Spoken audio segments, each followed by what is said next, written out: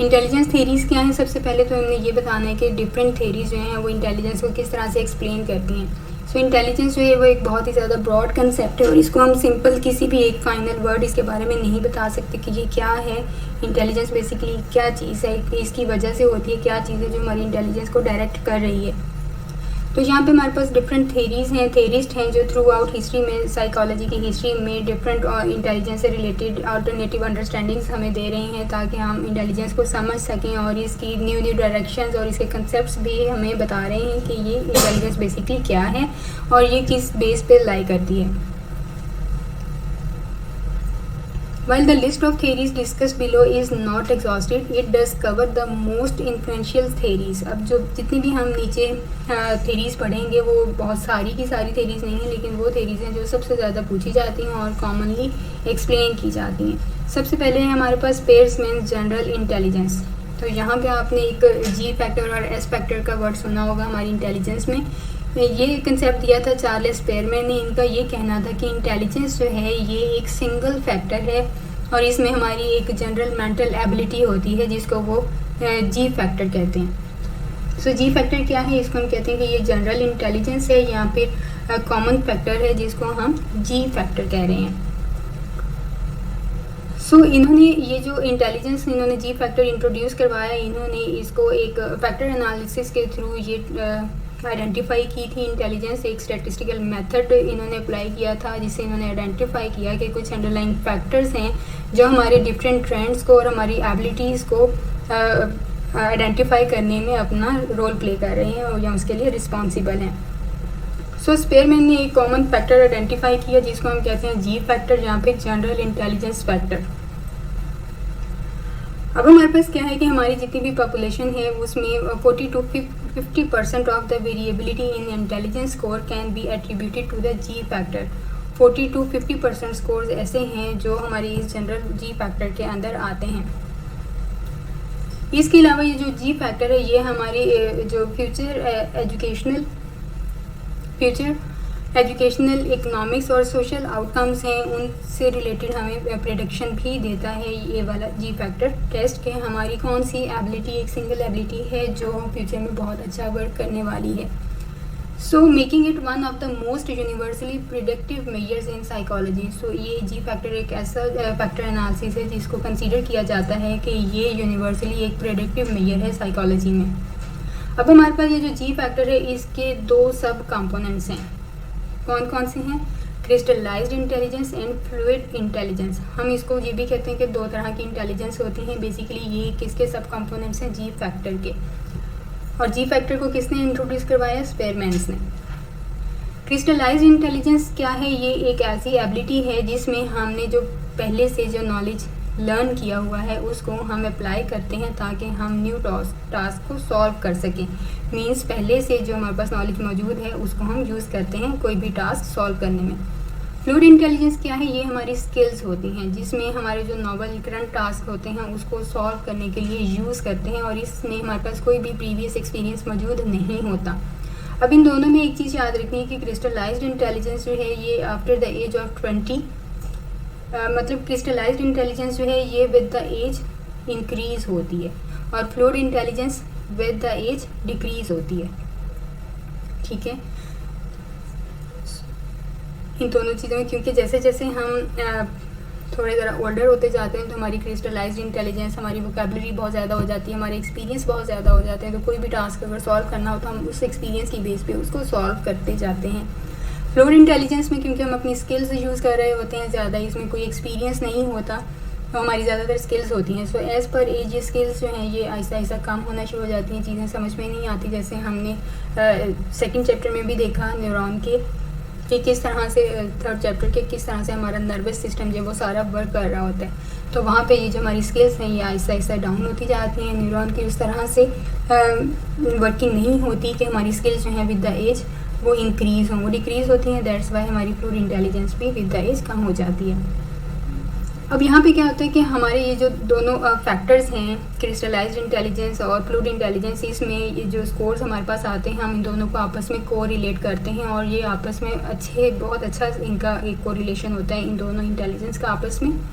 इसके अलावा ये एक ऐसा कंसेप्ट है इंटेलिजेंस का जो विद द एज वेरी करता है, और जो हमारी मोस्ट मॉडर्न इंटेलिजेंस टेस्ट हैं वो इन दोनों ही चीज़ों को मेजर कर रहे होते हैं, क्रिस्टलाइज्ड इंटेलिजेंस को भी और फ्लूइड इंटेलिजेंस को भी।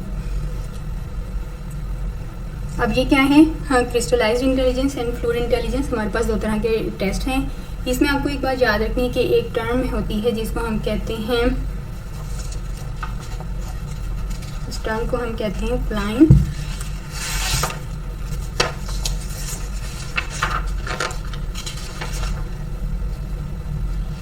इफेक्ट।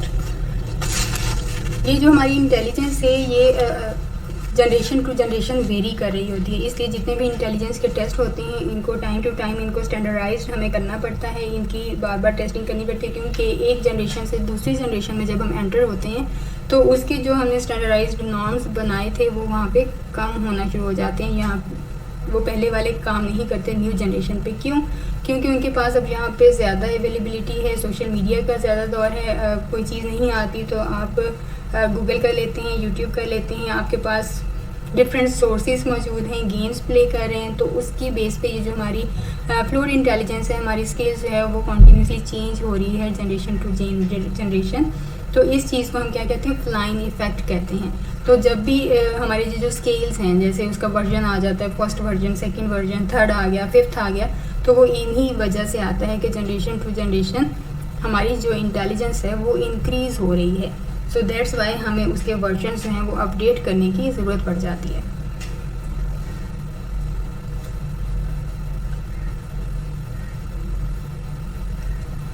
इसके बाद हमारे पास आते हैं जी गार्डनर्स मल्टीपल इंटेलिजेंस। गार्डनर ने मल्टीपल इंटेलिजेंसेस का कंसेप्ट दिया। इससे पहले हमारे पास जो स्पेयरमैन है, थर्नस्टॉन, इन जो स्पेयरमैन का कंसेप्ट था जी फैक्टर का, उससे वो टोटली डिसएग्री करते थे, क्योंकि इनका कहना था कि 7 इंडिपेंडेंट मेंटल एबिलिटीज़ की टाइप्स होती हैं जिसको कि इसमें स्टडी करना चाहिए, जबकि स्पेयरमैन जो है वो जस्ट एक जनरल फैक्टर को इंट्रोड्यूस करवा रहे हैं। अब ये जो 7 मेंटल एबिलिटीज़ बता रहे हैं इसमें परसेप्चुअल स्पीड भी है और इसमें मेमोरी भी इंक्लूड है। However, upon further analysis, researchers found that scores in these 7 abilities were positively correlated. और थर्नस्टॉन ने जो 7 मेंटल एबिलिटीज़ का जिक्र किया, जब फर्दर इस पर रिसर्चेस हुई तो इन 7 एबिलिटीज़ में काफ़ी पॉजिटिव कोरिलेशन भी देखने में आया, जिससे ये चीज़ रीइंफोर्स हुई कि जनरल इंटेलिजेंस जो है वो मौजूद है और उसमें 7 मेंटल एबिलिटीज़ इंक्लूडेड हैं। इस कंसेप्ट के बाद हमारे पास आता है गार्डनर्स मल्टीपल इंटेलिजेंसेस। गार्डनर्स ने कंसेप्ट दिया कि हमारे पास मल्टीपल इंटेलिजेंसेस मौजूद होती हैं।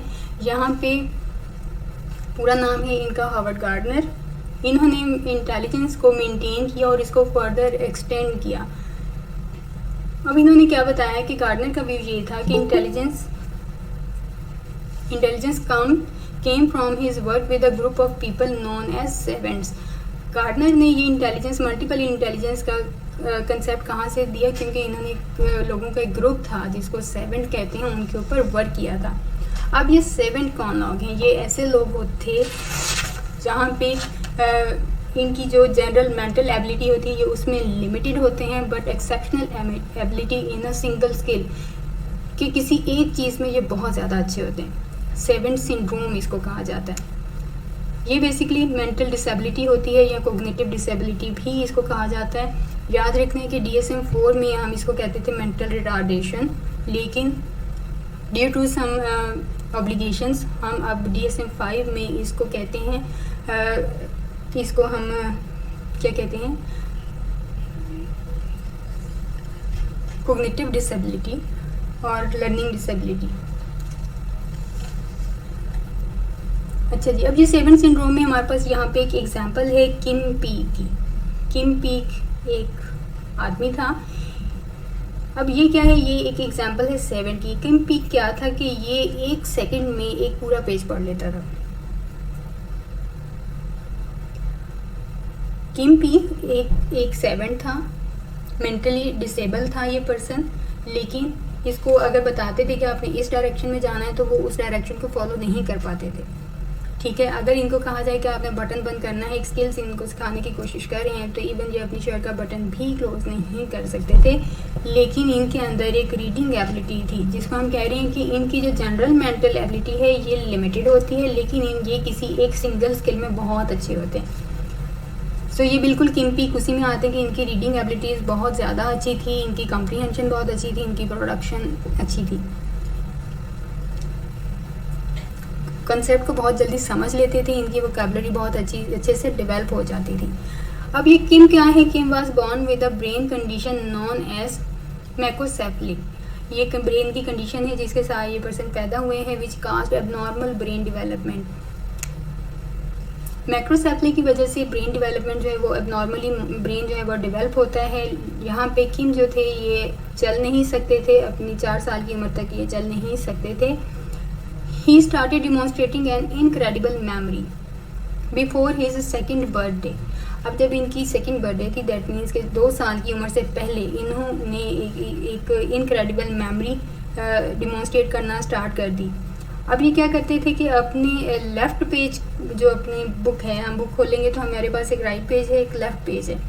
ये लेफ़्ट पेज को लेफ़्ट आई से और राइट पेज को राइट आई से पढ़ लेते थे। इतनी हाई स्पीड थी इनकी रीडिंग की, और ये 1 सेकंड में एक पेज कवर कर लेते थे। दैट मीन्स कि 1 सेकंड में दोनों पेज कवर हैं, राइट वाला भी और लेफ़्ट वाला भी। So that was his speed of reading. अब ये 7 सिंड्रोम क्या है? ये एक बहुत ही रेयर कंडीशन होती है in which persons with various developmental disorders, इसमें हमारे पास ऑटिस्टिक डिसऑर्डर भी इसमें इंक्लूड होता है, which have an amazing ability and talent in any kind of skill. अब ये जो हमारे पास 7 सिंड्रोम है ये जेनेटिक भी हो सकता है, ठीक है, मोस्टली जेनेटिक होता है या फिर इनबॉर्न होता है, और mostly it can acquire in childhood और even in adulthood in adults. So that is the 7 syndrome. 7 syndrome पे ये जो हमारे पास किम पीक है, इसके ऊपर एक मूवी भी बनी थी जिस मूवी का नाम है रेन मैन। अगर आप देखना चाहें तो देखिएगा कि उसमें 7 सिंड्रोम को किस तरह से एक्सप्लेन किया गया है। अब यहाँ पे क्या होता है कि किम की स्पीड ऐसी थी कि ये 1 घंटे के अंदर जितनी भी बुक के अंदर जितनी भी इंफॉर्मेशन दी होती थी वो 1 घंटे के अंदर अंदर उसको याद कर लेते थे सारे कंटेंट को, और वो उनको थ्रू आउट उनकी लाइफ में याद रहता था। आप जब भी पूछ लें वो उसको एक्सप्लेन कर देंगे कि फलां बुक में फलां पेज पे क्या लिखा हुआ था और किसने लिखा था। और ये एक एस्टिमेटेड पॉइंट है कि उनकी डेथ से पहले इन्होंने 12,000 बुक्स के कंटेंट जो हैं वो मेमोराइज कर लिए थे। सो इस स्किल के बावजूद ये कभी भी ये लर्न नहीं कर पाए कि उनको अपनी शर्ट का बटन किस तरह से करेक्टली बंद करना है, या फिर प्रॉब्लम सॉल्विंग जो रीजंस हैं वो नहीं कर पाते थे। मैथ्स के जैसे लॉजिकल क्वेश्चन है वो अटैम्प्ट नहीं कर पाते थे।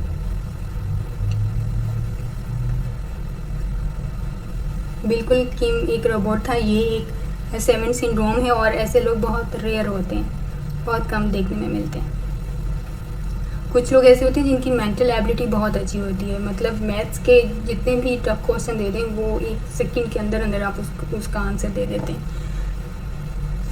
सो 7 like Kim Peek suggested to Gardner. अब ये जो किम 7 था, क्योंकि गार्डनर ने ज़्यादातर स्टडी जो थी वो 7 के ग्रुप पे की थी, तो वहाँ पे किम पीक ने गार्डनर को सजेस्ट किया कि इंटेलिजेंस की जो है वो हमारी उसकी डिफरेंट जो ट्रेडिशनल डेफिनेशंस हैं इंटेलिजेंस की, ये उससे कहीं ज़्यादा इंटेलिजेंस हमारी लाई करती है। सो इस बेस पे गार्डनर ने मल्टीपल इंटेलिजेंस का एक न्यू कंसेप्ट हमें दिया, और उन्होंने हमें 1 क्राइटेरियाज इंट्रोड्यूस करवाए that must be met for something to be considered an intelligence. कि अगर आप किसी को इंटेलिजेंट कहना चाहते हैं कि ये बंदा बड़ा इंटेलिजेंस है, तो वो उसको इन 8 क्राइटेरियाज में फिट होना चाहिए। So these criteria include scientific, sport, servant existence, and distinct developmental progression. This list allows new intelligences to be established as sport for them grows. So Gardner's multiple intelligence theory currently recognizes 8 different intelligences. So इसलिए हम कहते हैं, इसको नाम भी हमने वैसा ही दिया है गार्डनर्स मल्टीपल इंटेलिजेंस, क्योंकि यहाँ पे हमें ये 8 डिफरेंट तरह की इंटेलिजेंस को इंट्रोड्यूस करवा रहे हैं। अब वो कौन कौन सी इंटेलिजेंस हैं हम यहाँ पे इसको टेबल की फॉर्म में देखते हैं। इंटेलिजेंस और उससे रिलेटेड एबिलिटीज़। सबसे पहले हमारी पास इंटेलिजेंस है म्यूज़िकल या रिदमिक। म्यूज़िकल यहाँ पे एप्रिसिएशन ऑफ साउंड्स,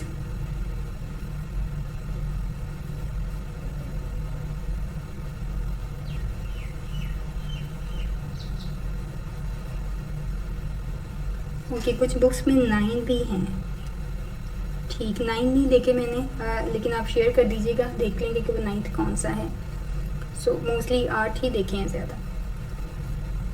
इंटेलिजेंस है हमारे पास म्यूज़िकल रिदम। इसमें क्या है, साउंड्स को अप्रिशिएट करते हैं, रिदम को जल्दी से आइडेंटिफाई कर लेते हैं, टून क्या है और उसकी जितनी भी अदर म्यूज़िकल क्वालिटीज़ हैं उसको बहुत जल्दी से अंडरस्टैंड कर लेते हैं।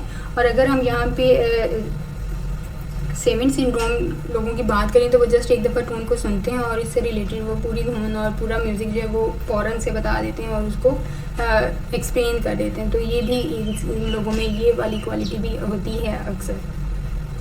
फिर विजुअल स्पेशल में क्या होता है कि यहाँ पे हमारे पास स्पेशल जजमेंट बहुत अच्छी होती है, नेविगेशन बहुत अच्छे से हम नेविगेट कर लेते हैं, डायरेक्शंस बहुत अच्छे से बता देते हैं और ऑब्जेक्ट को विजुअलाइज कर सकते हैं कि कौन सा ऑब्जेक्ट कितनी दूर है, कितना पास है, वो डिस्टेंस बड़ा अच्छे से हम आइडेंटिफाई कर लेते हैं।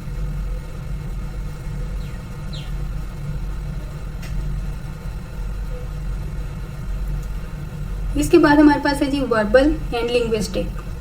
वर्बल एंड लिंग्विस्टिक में क्या है, comprehension and production of language. यहाँ पे जो लैंग्वेज की कंप्रीहेंशन है और प्रोडक्शन है, जिसमें हमने इससे रिलेटेड दोनों एरियाज़ को भी पढ़ा था, Broca's area and Wernicke's area, वो बहुत अच्छे वर्क कर रहे होते हैं। लैंग्वेज की प्रोडक्शन और कंप्रीहेंशन बहुत अच्छी होती है, इनकी राइटिंग स्किल्स बहुत अच्छी होती हैं, स्टोरी टेलिंग तो कमाल की होती हैं। लॉजिकल मैथमेटिकल को देखें, लॉजिकल एंड मैथमेटिकल, तो यहाँ पे इनकी एब्स्ट्रैक्ट रीजनिंग अच्छी होती है, मैथमेटिकल स्किल्स बहुत अच्छी होती हैं और इनकी क्रिटिकल थिंकिंग भी अच्छी होती हैं। सो ये सारी चीज़ें क्या हैं, ये इंटेलिजेंस हैं कि हमारी इंटेलिजेंस इन डिफरेंट एरियाज़ में काम कर रही होती है। ये सारी चीज़ों को मिलाएं तो हमारी एक इंटेलिजेंस डेवलप होती है। इसके बाद हमारे पास है नेक्स्ट बॉडीली काइनेस्थेटिक, जिसमें ऑब्जेक्ट को हम मैनिपुलेट बहुत इजीली कर लेते हैं, रिएक्शन टाइम बहुत अच्छा होता है और हमारा अपनी बॉडी के ऊपर कंट्रोल बहुत अच्छा होता है। That is the bodily and kinesthetic intelligence. Then the next one is the interpersonal. यहाँ पे हमारी कम्युनिकेशन बहुत इफेक्टिव होती है, एम्पैथसाइजिंग विद अदर्स, और हम दूसरों के साथ बड़े एम्पैथसाइज होते हैं, उनकी बात को अंडरस्टैंड कर पाते हैं, समझ सकते हैं और उसके अकॉर्डिंगली हम रिस्पॉन्स भी कर सकते हैं। सो दैट इज़ द इंटरपर्सनल।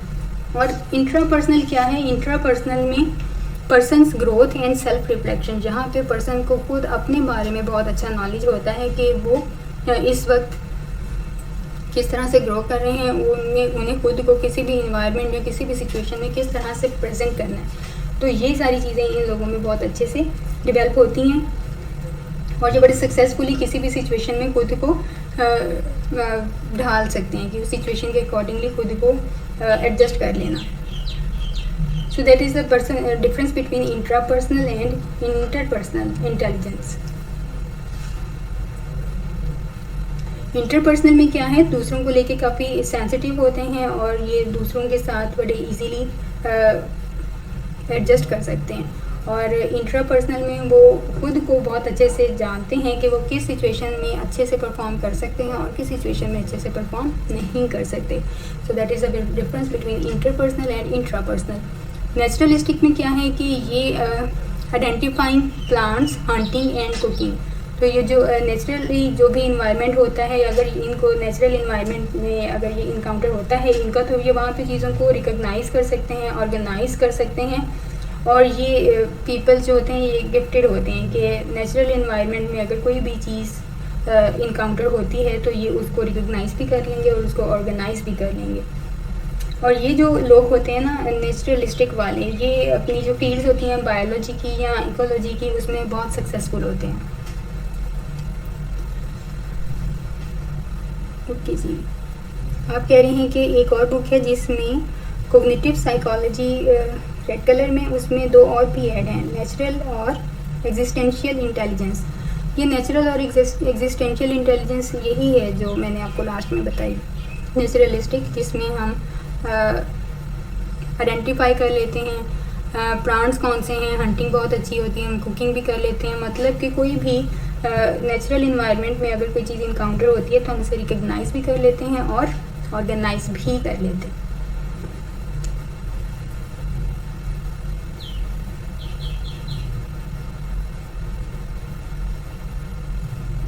अब यहाँ पे इन सारी 8 टाइप्स को लेके जब रिसर्च हुई तो उसमें हमारे पास ये चीज़ सामने आई कि जो विजुअल स्पेशियल है, लॉजिकल मैथमेटिकल है एंड वर्बल लिंग्विस्टिक इंटेलिजेंस है, ये आपस में पॉजिटिवली कोरिलेट करती हैं। इसके बाद हमारे पास नेक्स्ट आता है जी स्टर्नबर्ग 3 इंटेलिजेंस। अब ये स्टर्नबर्ग 3 का मतलब कि इन्होंने हमें इंटेलिजेंस की 3 टाइप्स इंट्रोड्यूस करवाई, जिसको हम कहते हैं जी ट्राइएड्रिक थ्योरी ऑफ इंटेलिजेंस। अब यहाँ पे ये जो इंट्रोड्यूस करवा रहे हैं हमें स्टर्नबर्ग ट्राइएड्रिक थ्योरी ऑफ इंटेलिजेंस, इसका मतलब ये है कि हमारे पास 3 सेपरेट इंटेलिजेंसेस हैं जो कि मिल के काम कर रही होती हैं और हमारी ओवरऑल इंटेलिजेंस को डेवलप करती हैं। अब इस ट्राइएड्रिक थ्योरी में कौन कौन सी 3 इंटेलिजेंसेस हैं उनको हम देखते हैं। सबसे पहले है जी analytical intelligence, creative intelligence and third one is a practical intelligence. Analytical intelligence को हम कैसे डिस्क्राइब करेंगे? एनालिटिकल इंटेलिजेंस क्या है? ये एक ऐसी एबिलिटी है जिसमें हम ट्रेडिशनल एकेडमिक प्रॉब्लम्स जो होते हैं या लॉजिकल रीजनिंग होती हैं, मैथ रिलेटेड प्रॉब्लम्स होते हैं, उनको हम बहुत अच्छे से सॉल्व कर सकते हैं। एनालिटिकल इंटेलिजेंस को क्या हम कुछ और भी कहते हैं?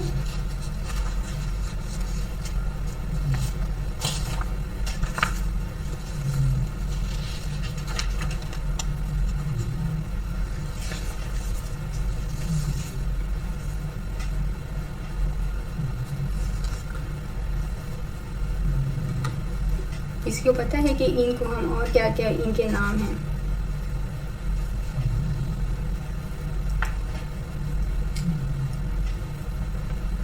Abstract reasoning, problem solving. Okay, अच्छा जी, हमारे पास जो लॉजिकल रीजनिंग,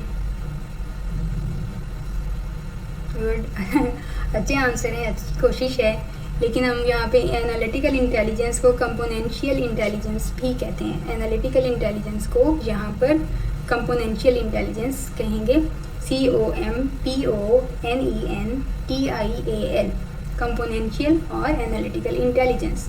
सेकंड है हमारे पास ये क्रिएटिव इंटेलिजेंस। नाम से जाहिर है कि यहाँ पे कुछ क्रिएटिविटी होगी, और इसका दूसरा नाम है एक्सपेरिमेंशियल और क्रिएटिव इंटेलिजेंस। एक्सपेरिमेंशियल नाम से जाहिर है, क्रिएटिव से भी पता लग रहा है कि यहाँ पे अब या तो हम एक्सपेरिमेंट्स कर रहे हैं या क्रिएटिविटी कर रहे हैं। अब यहाँ पे क्या होगा कि हम अपनी इंफॉर्मेशन को जो हमारी नॉवल सिचुएशंस हैं उस पर अप्लाई करेंगे, और क्रिएटिव या एक्सपेरिमेंशियल इंटेलिजेंस जो है ये हमें इन्वेंटर जो होते हैं, न्यू न्यू चीज़ें इन्वेंट करते हैं, ये उनमें बहुत ज़्यादा हाई होती है। देन हमारे पास third one is the practical intelligence, जिसको हम कॉन्टेक्सचुअल इंटेलिजेंस भी कहते हैं, CONTEXTUAL, कॉन्टेक्सचुअल इंटेलिजेंस।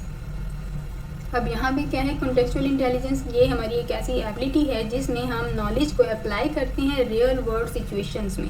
जो हमारी रियल वर्ल्ड सिचुएशंस होती हैं हम वहाँ पे उसको अप्लाई करते हैं, और इस रियल वर्ल्ड सिचुएशन पे जो हम अपना नॉलेज अप्लाई कर रहे होते हैं इसको हम स्ट्रीट स्मार्ट्स भी कहते हैं। तो हमारे पास क्या है, जो प्रैक्टिकल इंटेलिजेंस है यहाँ पे कॉन्टेक्सचुअल इंटेलिजेंस है, इसको मोस्टली यहाँ कॉमनली कहा जाता है स्ट्रीट स्मार्ट्स। ठीक है, इसको आपने याद रखना है। Analytical reasoning is the componential, COMPONENTIAL, componential intelligence. Creative intelligence यहाँ पे experiential intelligence. Third one is the practical intelligence और कॉन्टेक्सचुअल इंटेलिजेंस, और it is also commonly called street smarts. तो यहाँ पे क्या है, हम किसी भी रियल वर्ल्ड सिचुएशन में अपने नॉलेज को अप्लाई कर देते हैं and to influence one's environment, और हम जो भी इन्वायरमेंट है उससे भी हमारा जो नॉलेज है वो इन्फ्लुएंस होता है। सो प्रैक्टिकल इंटेलिजेंस को हम कॉमनली क्या कहते हैं, स्ट्रीट स्मार्ट्स। अब यहाँ पर एक क्वेश्चन रेज होता है कि ये जितनी भी सारी थेरीज हैं, ये सारी थेरीज ये बताती हैं कि intelligence is an ability. Intelligence एक एबिलिटी है, और जितने भी हमारे टेस्ट हैं वो भी हमारी एबिलिटीज़ को ही मेजर कर रहे हैं। लेकिन यहाँ पर एक इशू ये है कि क्या इंटेलिजेंस डिफरेंट कॉन्टेक्स्ट या सिचुएशन पे भी डिपेंड करती है जहाँ पे ये इंटेलिजेंस अकर होती है। एनालिटिकल है, क्रिएटिव है, प्रैक्टिकल है, या फिर लास्ट हमने जो 8 टाइप्स पढ़ी हैं इंटेलिजेंस की, क्या ये किसी स्पेसिफिक सिचुएशन में अकर होती है या ओवरऑल हमारे अंदर मौजूद होती है। सो हम एबिलिटीज़ तो बता रहे हैं, लेकिन ये किस पे डिपेंड करती हैं इसको अभी भी इस पे वर्किंग चल रही है, लेकिन स्टिल ऐसी अभी कोई भी थ्योरी सामने नहीं आई। सो होपफुली फ्यूचर में हमारी जनरेशन ये भी पढ़ेंगी कि इंटेलिजेंस किस पे डिपेंड करती है। हाँ, इनहेरिटेड होती है, इस पर डिफरेंट स्टडीज़ हैं, ट्विन स्टडीज़ हैं, मोनोजाइगोटिक, डाइजाइगोटिक, डिफरेंट रिसर्चेज इस पे हुई हैं और उसके थ्रू तो पता लगता है कि ये हमें विरासत में मिलती है। नेचर और नचर का इसमें रोल होता है। अब ये जो हमारे जितने भी इंटेलिजेंस टेस्ट हैं ये भी इसी पॉइंट ऑफ व्यू पे बेस करते हैं कि इंटेलिजेंस वो क्या है, एबिलिटी बेस्ड है, लेकिन ये किस पे डिपेंडेंट है, that is still under process. Common sense हमारी प्रैक्टिकल इंटेलिजेंस में आएगी। फिर कॉमन सेंस एग्जैक्टली कह सकते हैं, क्योंकि वहाँ पे हमारे पास जो प्रीवियसली नॉलेज होता है या कुछ हमने देखा होता है, ऑब्जर्व किया होता है, रियल वर्ल्ड सिचुएशन में हम उसको फ़ौरन से अप्लाई कर देते हैं। अगर कर लेते हैं तो हमारे अंदर प्रैक्टिकल इंटेलिजेंस मौजूद है, अगर नहीं कर पाते, बिल्कुल डाल हो जाते हैं, ब्लैंक हो जाते हैं, दैट मीन्स कि प्रैक्टिकल इंटेलिजेंस मौजूद नहीं है। ये थी हमारे पास इंटेलिजेंस की थेरीज। इसके बाद टेंटेटिव 9th टाइप है गार्डनर की। ओके, टेंटेटिव ठीक है, मतलब हमारी टच से रिलेटेड कुछ चीज़ें हैं कि हम चीज़ों को सेंस करके पहचान लेते हैं कि ये क्या चीज़ है। तो आई थिंक ये उन लोगों में ज़्यादा होती होगी जो ब्लाइंड होते हैं।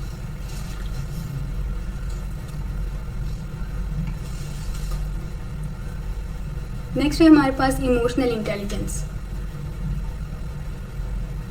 इमोशनल इंटेलिजेंस क्या है कि ये हमें इंट्रोड्यूस करवाते हैं इमोशनल इंटेलिजेंस की टर्म डैनियल गोलमैन, इनका और अदर साइकोलॉजिस्ट का, इन्होंने ये जो इमोशनल इंटेलिजेंस है इसके कंसेप्ट को प्रमोट किया। इमोशनल इंटेलिजेंस को हम EQ या फिर इमोशनल क्वोशंट भी कहते हैं, जैसे इंटेलिजेंस को हम इंटेलिजेंस क्वोशंट कहते हैं, IQ कहते हैं। अब ये इमोशनल इंटेलिजेंस क्या है, ये एक ऐसी एबिलिटी है जिसमें हम चीज़ों को परसीव करते हैं, अंडरस्टैंड करते हैं, मैनेज करते हैं, हम अपने इमोशंस को एवरीडे लाइफ में यूटिलाइज करते हैं।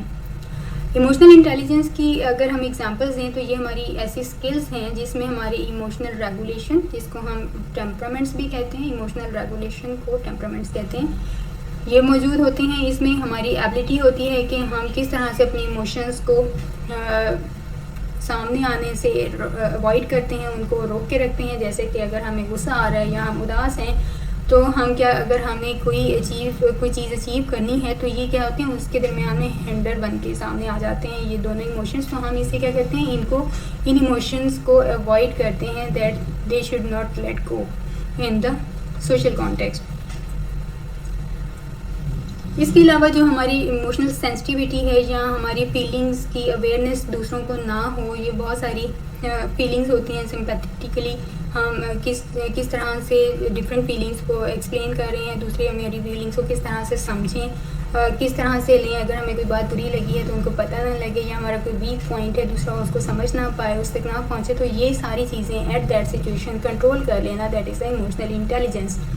सो इमोशनल इंटेलिजेंस यहाँ पे बिल्कुल सिमिलर है। कौन से कंसेप्ट जो हमें गार्डनर्स ने इंटेलिजेंस की 8 टाइप्स जो हमें इंट्रोड्यूस करवाई, उसमें जो इंटरपर्सनल और इंट्रापर्सनल वाला कंसेप्ट है, तो ये इमोशनल इंटेलिजेंस बेसिकली उसी से रिलेटेड है कि एक पर्सन को अपने बारे में पता होता है, उसने किस सिचुएशन में किस तरह से रिस्पॉन्स करना है और किस तरह से नहीं करना, दूसरों की फीलिंग्स को किस तरह से समझना है।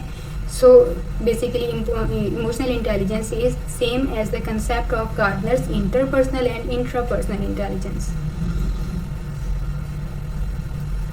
इसके बाद हमारे पास जी बहुत सारी डिफरेंट स्टडीज़ हैं जिन्होंने मल्टीपल कंट्रीज़ हैं जिन्होंने इमोशनल इंटेलिजेंस पे भी काफ़ी ज़्यादा काम किया और बताया कि वो लोग बहुत अच्छी, उन लोगों की जॉब परफॉर्मेंस बहुत अच्छी होती है जिनकी पर्सनल और प्रोफेशनल रिलेशनशिप स्टेबल होते हैं और उनकी इमोशनल इंटेलिजेंस भी अच्छी होती है। दैट मीन्स ऐसे लोग जिनकी इमोशनल इंटेलिजेंस अच्छी होती है वो अपनी जॉब में बहुत अच्छा परफॉर्म करते हैं और वो पर्सनली एंड प्रोफेशनली रिलेशनशिप्स में काफ़ी स्टेबल होते हैं। इसके बाद हम नेक्स्ट थेरीज के बाद हम बात करते हैं जी इंटेलिजेंस टेस्ट की, कि इंटेलिजेंस में कौन कौन से टेस्ट हैं। सबसे पहले तो हम देखते हैं कि इंटेलिजेंस क्वेश्चन क्या होता है। सो मॉडर्न इंटेलिजेंस टेस्टिंग जो है ये फ्रांस में स्टार्ट हुई थी 1900s में। 1900s में फ्रांस में स्टार्ट हुई थी और इसका पायनियर कौन था? एल्फ्रेड बीने। एल्फ्रेड बीने ने सबसे पहले इंटेलिजेंस को इंट्रोड्यूस करवाया था। अब ये एल्फ्रेड बीने को कहा गया कि आप एक ऐसा टेस्ट क्रिएट करें जिससे हम बच्चों की डिटरमाइन कर सकें कि बच्चों को किस चीज़ की ज़रूरत है ताकि वो स्कूल में अच्छा परफॉर्म कर सकें। So Alfred Binet was asked to create a test to determine which children needed extra attention in school, कि कौन से बच्चों को स्कूल में एक्स्ट्रा अटेंशन की ज़रूरत है, तो उस पर ये टेस्ट क्रिएट करें। तो ये क्वेश्चन पूछा जाता है कि एल्फ्रेड बीने ने टेस्ट इंटेलिजेंस क्यों इंट्रोड्यूस करवाई, तो नीचे रीजंस होती हैं, तो उनमें रीज़न यही है ताकि वो स्कूल के बच्चों की एबिलिटीज़ को समझ सकें और किन बच्चों को एक्स्ट्रा अटेंशन की ज़रूरत है उसको वो समझ पाएँ। सब यहाँ पे बीने ने एक टर्म इंट्रोड्यूस करवाई, एक थेरी हमें दी जिसको वो कहते हैं मेंटल एज। मेंटल एज क्या है? A measure of intelligence based on average performance for children of a given age. मतलब 10 साल का बच्चा 10 साल की उम्र में एवरेजली उसकी मेंटल एज जो है वो भी 10 साल की है। तो और अगर वो 10 साल का बच्चा बहुत हाई परफॉर्म कर रहा है दैट मीन्स कि उसकी मेंटल एज जो है वो 11 साल है या फिर उससे हायर है।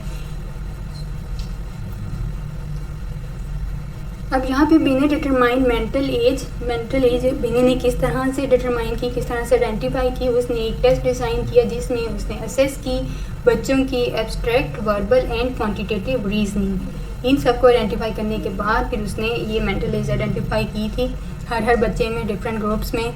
तो वो एवरेज जो रेट आया उससे पता लगा कि 10 साल के बच्चे की एवरेज एज जो है वो ये 10 ईयर्स होती है, लेकिन अगर कोई बच्चा उससे हाई परफॉर्मर है तो उन्होंने कहा कि इसकी एज जो है मेंटल एज 11 ईयर्स है, he is performing more than the 10 years old. उसके बाद जो लॉयस टर्मेन है, ये एक प्रोफेसर थे कहाँ पे? स्टैनफोर्ड में। इन्होंने बीने के वर्क को एक स्टेप फर्दर इसको लेके चले और उन्होंने एक टेस्ट डेवलप किया जिसको हम कहते हैं जी स्टैनफोर्ड बीने IQ टेस्ट। अब ये जो इंटेलिजेंस क्वेश्चन का जो फार्मूला है ना, स्टेटिस्टिकल फार्मूला, वो भी किसने इंट्रोड्यूस करवाया था? लॉयस टर्मेन ने, ना कि बीने ने। ये चीज़ याद रखनी, टर्मेन ने, ये जो हमारे पास इंटेलिजेंस क्वेश्चन का फार्मूला है ये टर्मेन ने इंट्रोड्यूस करवाया था, क्योंकि हमें ये मेंटल एज का कंसेप्ट और थेरी बीने ने दी थी, उसको फर्दर टर्मेन ने उसको फर्दर कंटिन्यू किया और हमें एक स्केल दे दिया कि हम किस तरह से इंटेलिजेंस को मेजर कर सकते हैं। अब ये किस तरह से ओरिजिनली हम इसको किस तरह से कंप्यूट करते हैं इंटेलिजेंस क्वेश्चन को? By taking a person's mental as and divide it by there chronological age, जो उनकी एक्चुअल एज है उसके साथ डिवाइड करते हैं, and then multiply the results by 100। So यहाँ पर हमारे पास ये फॉर्मूला है, IQ हमारा अगर 110 है दैट मीन्स कि उसकी मेंटल एज 11 है, जो उनकी एक्चुअल एज है वो 10 ईयर्स है, और इसको हम डिवाइड करेंगे 100 से और ये हमारे पास 110 आंसर आ जाता है।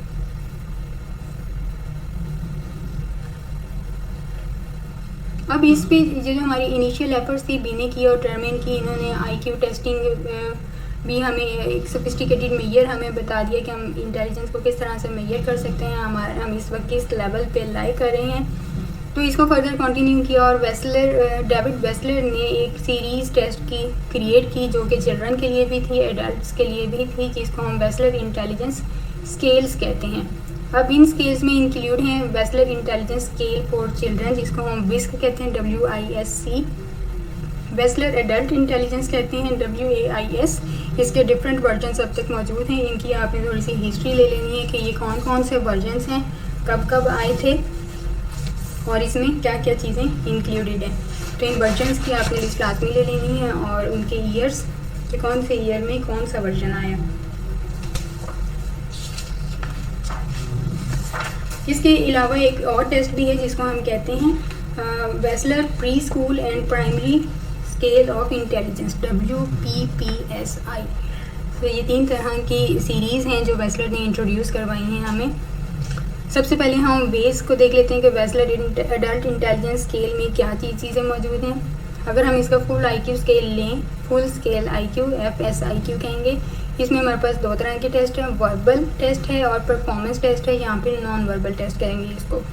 वर्बल IQ में हमारे पास वर्बल कंप्रीहेंशन इंडेक्स और वर्किंग मेमोरी इंडेक्स, दो तरह की वर्बली हम IQ को टेस्ट कर रहे हैं, कंप्रीहेंशन और वर्किंग मेमोरी किस तरह से वर्क कर रही है।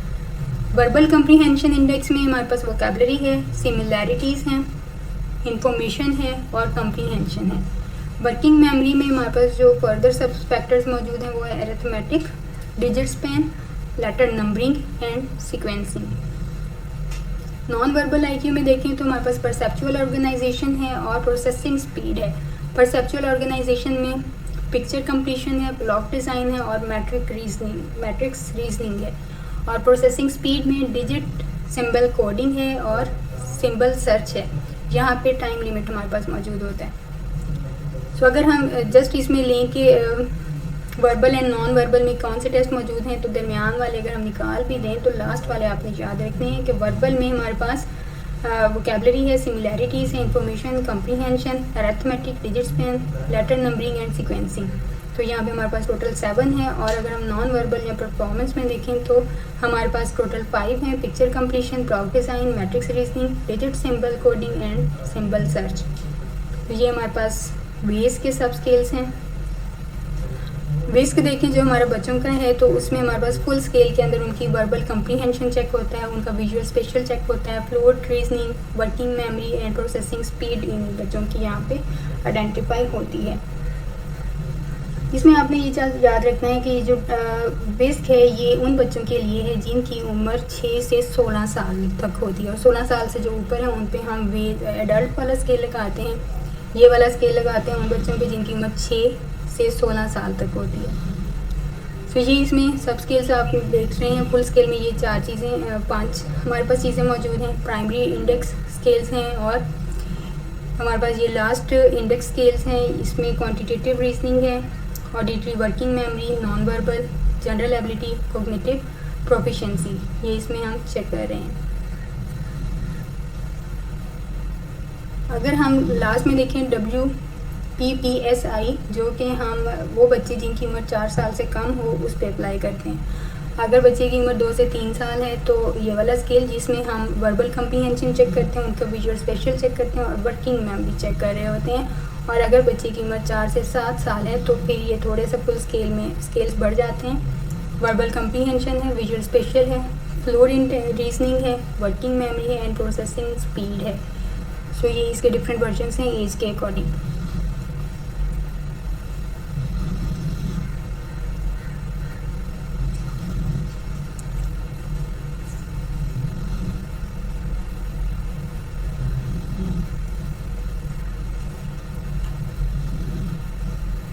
फ्लाइंग इफेक्ट हमने देख लिया था। फ्लाइंग इफेक्ट मैंने आपको बताया कि ये क्या है, कि जो हमारा IQ है ये अकॉर्डिंगली टाइम टू टाइम ये हमारा IQ टेस्ट हैं कॉन्टीन्यूली चेंज होते जा रहे हैं, क्योंकि जैसे जैसे पॉपुलेशन चेंज हो रही है वैसे वैसे उनमें इंटेलिजेंस लेवल भी चेंज हो रहा है, जिसको हम फ्लाइंग इफेक्ट कहते हैं।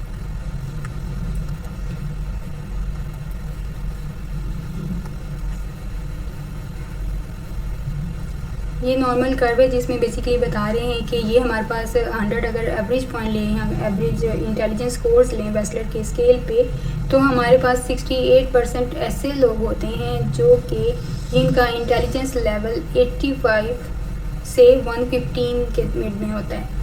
100 से कम है तो डेफिनेटली उनका इंटेलिजेंस लेवल थोड़ा लो है, अगर वो 100 से ऊपर की तरफ है तो वो उनका इंटेलिजेंस लेवल थोड़ा अच्छा है, बेहतर है। तो 68% हमारी पॉपुलेशन में ऐसे लोग हैं जो इस रेंज में लाई करते हैं।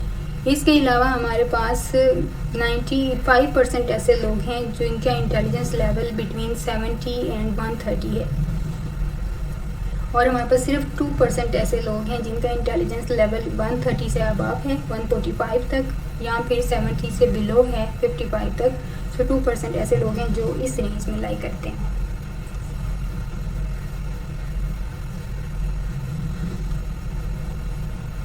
अब हम इसमें IQ रेंज देख लेते हैं और उनके लेवल ऑफ डिसेबिलिटी देखते हैं कि और उनकी डिस्क्रिप्शन के इस तरह की अगर डिसेबिलिटी है तो वो किस तरह से परफॉर्म करते हैं अपनी डेली लाइफ में।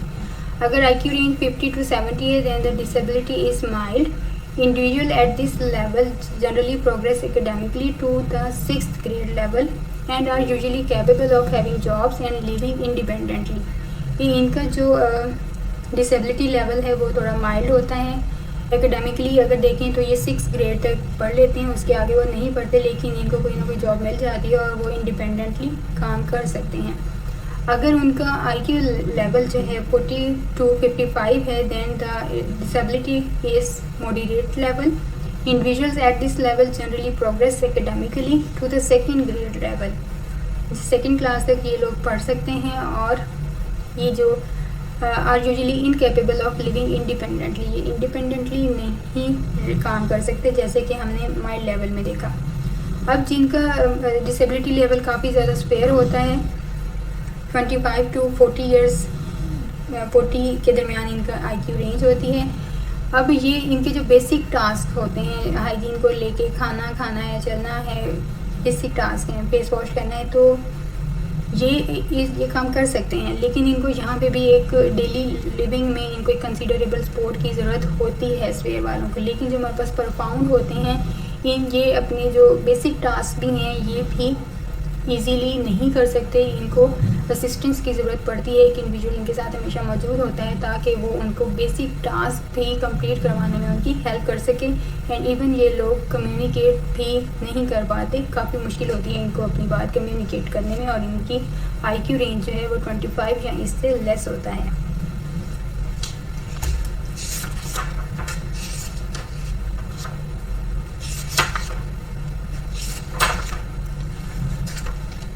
इसके अलावा ये भी कहा जाता है कि जो हमारी इंटेलिजेंस है वो कंट्रोवर्सीज होती है, मतलब कल्चर इसमें बहुत ज़्यादा इफेक्ट अपना रोल प्ले कर रहा होता है. जो हमारे वाइट लोग हैं उनकी इंटेलिजेंस लेवल ज़्यादा हाई होता है एज़ कम्पेयर टू ब्लैक्स, क्योंकि उनको ज़्यादा अच्छा एजुकेशन लेवल मिलता है, उनकी सोशियो इकोनॉमिक स्टेटस उनका ज़्यादा अच्छा होता है एज़ कम्पेयर टू ब्लैक्स, तो उनका इंटेलिजेंस लेवल उसके हिसाब से ज़्यादा होता है.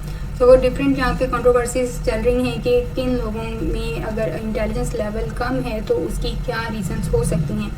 पॉवर्टी हो सकती है, उनका इकोनॉमिक स्टेटस हो सकता है, और उनकी एजुकेशन हो सकती है. ये तीनों चीज़ें हैं जो उनकी इंटेलिजेंस पे रोल प्ले कर रही होती हैं. जब इन दोनों पॉपुलेशंस पे रिसर्चेस की गई तो वो लोग, जैसे मैंने बताया कि जो हमारे पास अफ्रीकन अमेरिकन हैं उनमें intelligence level as compare two bytes 15 to 10% लो था, क्योंकि उनमें एक कल्चर का डिफरेंस है. वहाँ पे उनका एजुकेशन लेवल उस तरह का नहीं है जिस तरह का वाइट्स में अवेलेबल है, जिस तरह से उनका इकोनॉमिक स्टेटस है अफ्रीकन ब्लैक्स का नहीं है. तो दैट्स वाई उनमें ये इंटेलिजेंस लेवल देखने में आया. तो उसे कहा कि कल्चरल बाइसनेस है. कुछ टेस्ट भी ऐसे हैं जो कि कल्चरली बाइस्ड हैं अपनी पॉपुलेशन को लेके, मतलब हर टेस्ट हर पॉपुलेशन पे अप्लाई नहीं हो रहा. सो that is the total topic of intelligence. Intelligence की डिफरेंट थेरीज़ क्या हैं, किस किस ने कौन कौन सी इंटेलिजेंस दी, कितने लेवल्स हैं, कौन कौन से टेस्ट्स हैं, और हम इसको किस तरह से चेक कर सकते हैं. इंटेलिजेंस के अलावा इमोशनल इंटेलिजेंस क्या है, तो ये सारे कंसेप्ट आज हमने कवर कर लिया. If you have any question then you may ask.